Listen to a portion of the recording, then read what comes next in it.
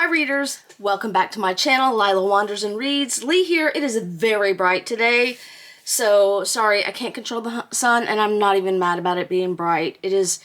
Yesterday was gloomy and rainy and cold, and today is just cold. Anywho, welcome to Black History Month Poetry Edition. I'm calling it Poetry Edition, but it's not all poetry, although, in my opinion, some of this is influenced by poetry or by poets. And the other connection for me is that, for me, these are all individuals who had an impact on my reading life when I was in college. So let's start. When I was in college, my sister and I had the opportunity to see Maya Angelou speak. And I remember nothing about it. That's how my memory goes. My sister remembers all of that. I only remember stuff about my work and Afghanistan. So when I was looking for books to highlight for Black History Month, I knew I wanted to highlight Maya Angelou. I've got another story about that down towards the end. So I went to my bookcase and picked out Wouldn't Take Nothing for My Journey Now. I have bookcases, but I went to the particular bookcase that housed this book. This is Maya Angelou talking from the heart, down to earth and real, but also inspiring. It's a book to be treasured, a book about being in all ways a woman, about living well, about the power of the word, and about the power of spirituality to move and shape your life. I read this was published in 1990, this edition was 1994, copyright 1993, so I would have read it when I was about 24, 25. I'd be interested, I've got some things highlighted in here, I'd be interested to do a reread of this and see what I think about it now, 30 years later, because I have changed and my views on life have changed.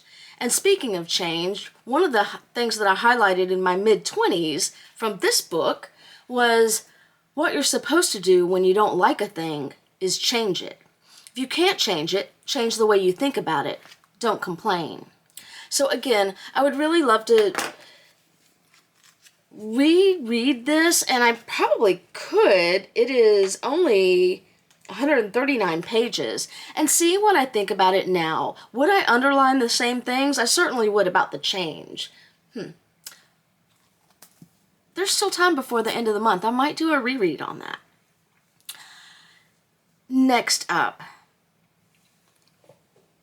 I had another book I should have highlighted, but anyway, we're here now. One of my all-time favorite poets is Langston Hughes. This is not the book that I want to highlight, but this came out last year. I'm really disappointed in it because it says it's unpublished work, but it starts out with, one of the poems it starts out with is Mother to Son, about the crystal stair, and that is in the book that I do want to highlight, Selected Poems of Langston Hughes. I could have sworn I had a larger Langston Hughes book, but again, I'll talk about things that I could have sworn I had, but when I went to look for him, this was the only poetry book that I could find.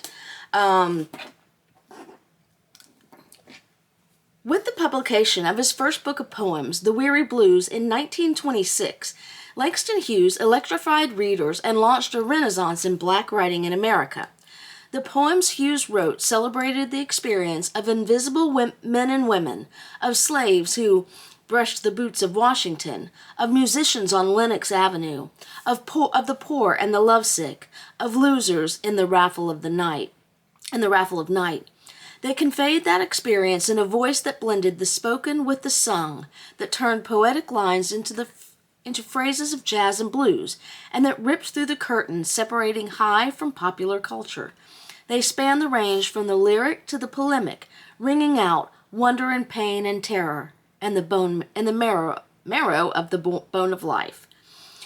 Hughes chose these the poems in this collection himself shortly before his death in 1967 and represent work from his entire career, including The Negro Speaks of Rivers, The Weary Blues, Still Here, Song for a Dark Girl, Montage of a Dream Deferred, that's one of my favorites, obviously, and Refugee in America.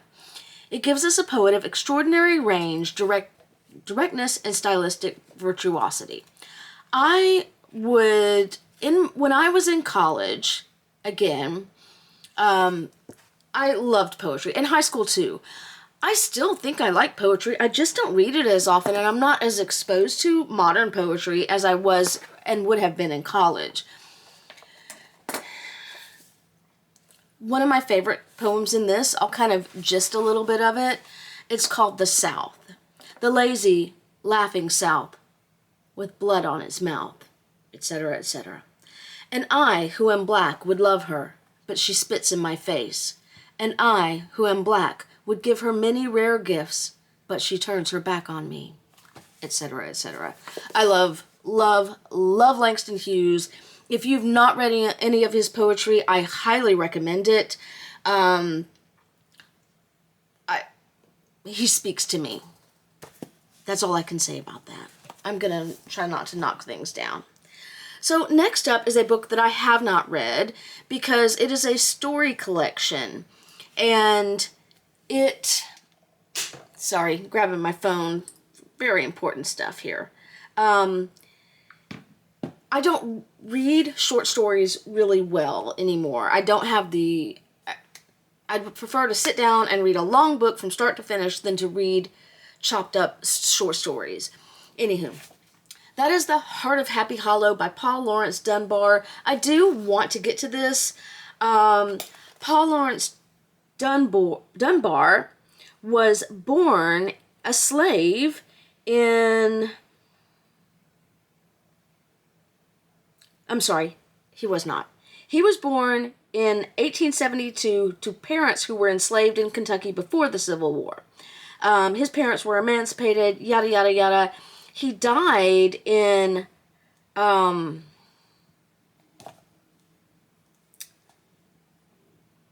sorry, I did not have my shit together. I thought I had my shit together. I do not. My God. Okay.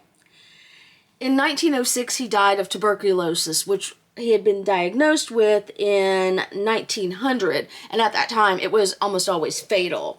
A not so fun fact, he and his wife separated in 1902 after he nearly beat her to death. So I'm not glorifying that. However, we'll talk more about Paul Laurence Dunbar later. The Heart of Happy Hollow, which was first published in 1904, features 16 short stories that provide rare glimpses into the lives of African Americans after the Civil War. Through characters ranging from schemers to preachers, Paul Laurence Dunbar crafted a rare snapshot of long-lost communities and their poignant sensibilities. He draws on language that is by turn folksy and formal, putting forth controversial vernacular dialects as easily as he delivers a hauntingly poetic scene. In this collection, readers meet an influential entrepreneur who must navigate a treacherous political landscape, a Southern spiritual leader who must learn to accept the mores of his son, who was educated in the North, a reporter who restores hope in Santa Claus to a group of destitute siblings, and a host of other unique men and women giving voice to timeless themes. I'm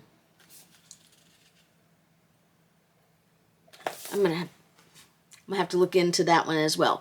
Now, a short story collection that I did read. I don't even know where I got. This is, I think, the 5th edition of this. Yeah, 5th printing, August 1963. That is The Ways of White Folks by Langston Hughes. I read this in 2020 after I moved into this house, and I decided that I needed to start reading more after I unpacked all of my books. I don't remember a lot about this, but I did really enjoy it. It was great to read. It was interesting to read his short stories as opposed to his poems. And that is, okay.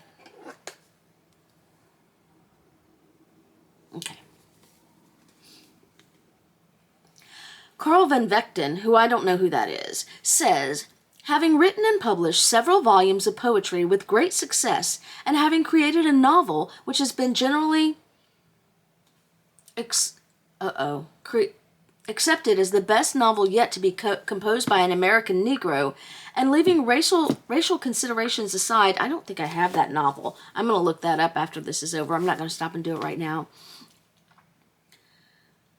Langston Hughes has now turned his attention to the short story, and in this difficult form, at his best, immediately challenges comparison with such masters of the art as Catherine Mansfield and Chekhov. I don't know who Catherine Mansfield is. I probably do.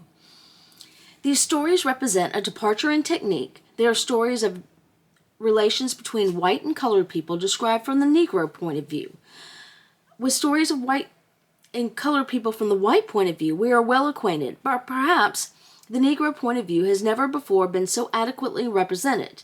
Langston Hughes has known white people intimately in both the capacities of servant and friend, and his acquaintance with his own race is equally wide. His tales, therefore, are not to be regarded as fanciful embodiments of wish fulfillments. Of the stories in this volume, I recommend A Good Job Gone, Cora Unashamed, I think I did like Cora Unashamed, and Little Dog to anyone who happens to be looking for masterpieces. I must admit, however, that I read the book in manuscript through at one sitting with that sensation of rising excitement that is the usual accompaniment to the recognition of important art.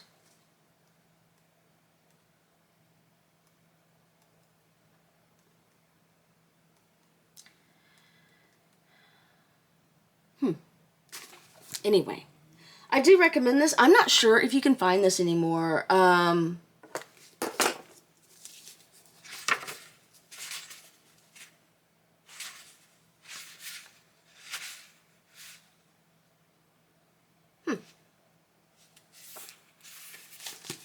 Anyway, if you can, I'll put a link on bookshop.org. But let's get back to poetry. Laurence Dunbar again. One of the things unique about him is that he did write in the vernacular. And when I read, in preparation for James last year, I did a rereading of Huckleberry Finn. I found that reading in the vernacular was very difficult in Mark Twain's version. Probably because it's so old. This looks like I've never opened it, but I have, or at least I've read Paul Laurence Dunbar's work. I probably bought this in response to poems that I read in a textbook, and I just not gotten around to sitting down with this. Again, a thing that I want to do is to sit back down with poetry, maybe in 2025.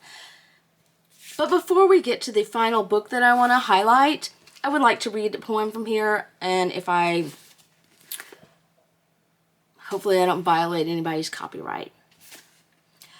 I know what the caged bird feels, alas, when the sun is bright on the upland slopes, when the wind stirs soft through the springing grass, and the river flows like a stream of glass, when the first bird sings and the first bud opes, and the faint perfume from its chalice steals. I know what the caged bird feels. I know why the caged bird beats his wing till its blood is red on the cruel bars, for he must fly back to his perch and cling when he would fain be on the bough a-swing. And a pain still throbs in the old scars, and they pulse again with a keener sting. I know why he beats his wing. I know why the caged bird sings, ah me, when his wing is bruised and his bosom sore, when he beats his bars and he would be free. It is not a carol of joy or glee, but a prayer that he sends from his heart's deep core, but a plea that upward to heaven he flings. I know why the caged bird sings. And that is to preface this.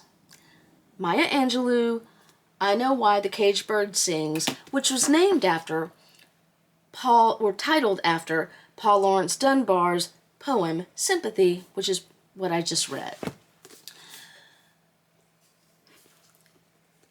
a while back, years ago, I have thousands of books, and I read this in college. And a while back, I made a comment to my sister that I felt like some of my books were missing. And she gave me a funny look. Probably because I have thousands and how would I know, but I know.